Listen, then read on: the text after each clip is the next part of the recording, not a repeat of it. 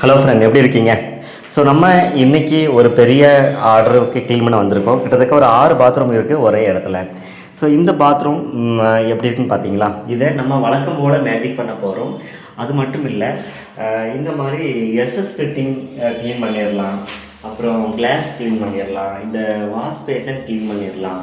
இந்த உள்ளே வந்து ரொம்ப பிளாக்காக இருக்குது பார்த்தீங்களா? இதை கூட இந்த தண்ணியை வெளியே எடுத்துகிட்டு லிக்விட் அப்ளை பண்ணி க்ளீன் பண்ணிட்டோம்னா நீட்டாகிடும்.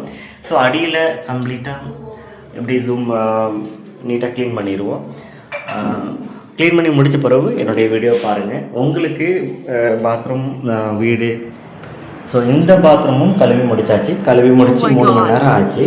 ஸோ எப்படி இருந்த கோப்பை இப்போ எப்படி ஆயிட்டு அப்படின்னு பாருங்கள். ஓகேங்களா? ஸோ இதுவுமே காஞ்சி முடித்து 3 மணி நேரம் ஆயிடுச்சு. டெஸ்ட் பார்த்துருவோமா?